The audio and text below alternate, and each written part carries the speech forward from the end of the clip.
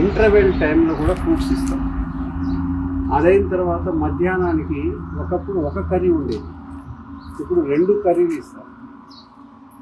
దాని తర్వాత మళ్ళీ స్నాక్స్ మళ్ళీ 4 గంటలకి చూడండి, మళ్ళీ సాయంత్రం మళ్ళీ 2 కర్రీలతోటి మళ్ళీ పోయింది. ఒకప్పుడు ఒక కర్రీ ఉంటే ఏమయ్యేదంటే సపోజ్ వంకాయ తిన్నోళ్ళు ఉంటారు, ఇక వదిలేస్తారు. లేకపోతే శామగడ్డ ఉన్నారు, అది కొందరు తినరు, అది వదిలేస్తారు.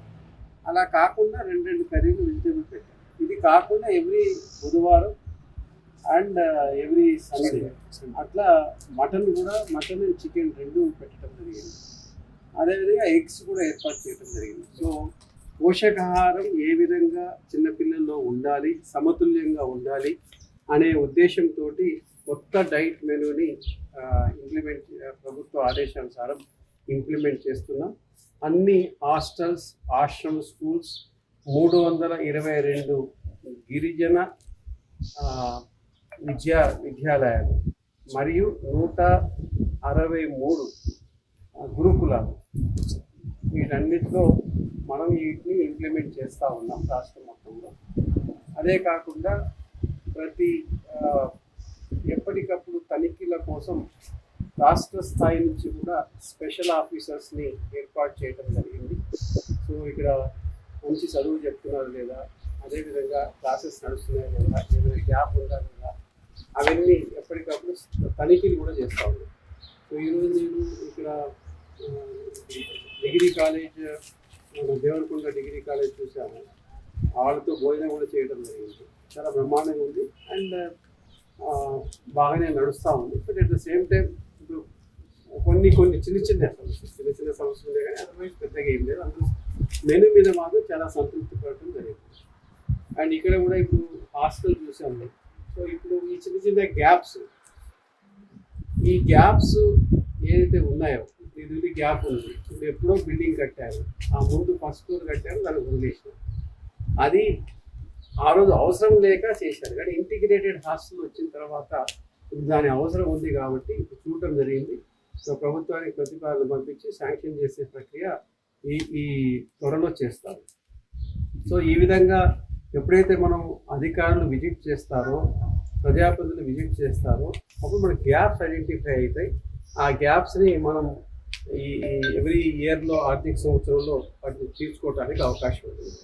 ముఖ్యంగా నేను కోరుకునేది, మనం అన్నీ ఇచ్చినాం, ఎన్ని ఇచ్చినా మా అధ్యాపక బృందంలో వాళ్ళు టైంకి వచ్చి వాళ్ళ యొక్క సిలబస్ని పూర్తి చేసుకోవటం, అదేవిధంగా పిల్లలకు డిసిప్లిన్గా క్రమశిక్షణతో ఉంచడం, పిల్లలకు పాఠాలు చెప్పడం, పిల్లలకు పరీక్షలు పెట్టడం, ఎవరైతే డల్ స్టూడెంట్స్ ఉన్నారో వాళ్ళకి మంచిగా చదువు చెప్పడం వారి యొక్క ప్రథమ బాధ్యతగా తీసుకోవాలి.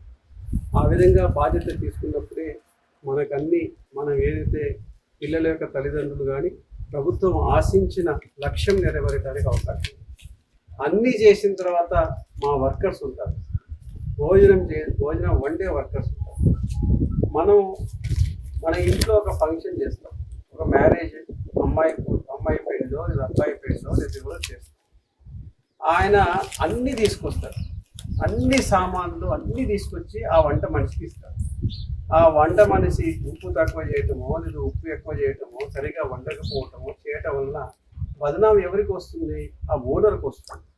కానీ తప్పిదం చేసింది ఎవరు? అన్నీ ఇచ్చినాం కానీ పెళ్ళిలో ఏం భోజనం పెట్టిందా అంటారు. ముఖ్యంగా కావాల్సింది మనసు ఉండవలసింది, ముఖ్యంగా వంట మనుషులు. వాళ్ళ ఇంట్లో భోజనం ఏ విధంగా ఉంటే ఆ విధంగా వండాలి. మేము ఎన్ని సామాన్లు ఇచ్చినా ఆ వంట మనిషి మనసు బాగా లేకపోతే అది మనం ఆ వంట ఖరాబ్ కావడానికి అవకాశం ఉంది. అందుకని వాళ్ళకు కూడా ఏం చేస్తాం, గిరిజన సంక్షేమ శాఖలో మంచి వంట మనుషులు ఎవరైతే ఉన్నారో వాళ్ళతో ఓరియంటేషన్ ఇప్పించారు.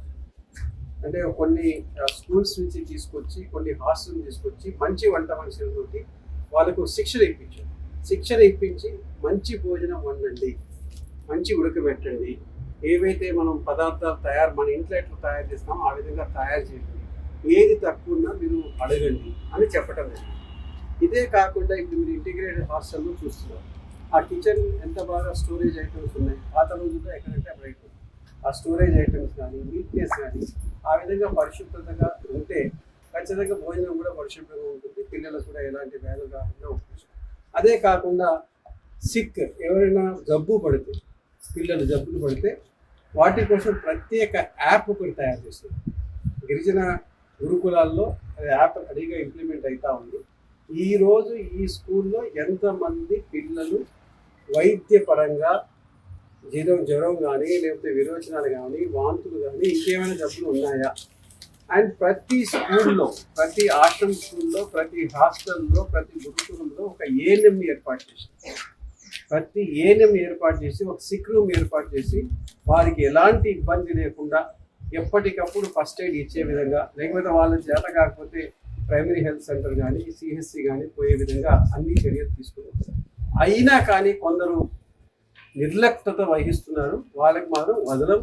ఏ అలసత్వం ఉన్నా ఇటు వంట మనుషులు కానీ, ఇటు టీచర్లు కానీ, ఇటు ఎవరికెవరైనా సూపర్వైజరీ ఆఫీసర్స్ కానీ అలసత్వం ఉంటే మాత్రం సహించేది లేదు. కఠిన చర్యలు ఉంటాయి. ప్రభుత్వం ఇంత చేసింది. ఇటు డైట్ ఛార్జెస్ పెంచడం కానీ, కాస్మెటిక్ ఛార్జెస్ పెంచడం కానీ, అండ్ జీతాలు ఏఎన్ఎంలు పెట్టడం కానీ అన్నీ చేశాం. కానీ అల్టిమేట్గా ఏదైతే స్కూల్ లెవెల్లో ఉంటారో అధ్యాపక బృందం కావచ్చు, ఇటు ప్రిన్సిపాల్ హెడ్ మాస్టర్స్ కావచ్చు, ఇటు వంట మనుషులు కావచ్చు, అందరూ టీమ్గా పనిచేసినప్పుడే డిజైర్డ్ మనం అనుకున్న లక్ష్యాన్ని నెరవేరే దిశగా ఉంటుంది. అందుకని ఖచ్చితంగా మా గిరిజన సంక్షేమ శాఖలో ఉన్న సిబ్బంది అందరికీ ఒకటే కోరుకుంటున్నాను, మీరు మనసుతోటి పనిచేయండి, మంచిగా పనిచేయండి.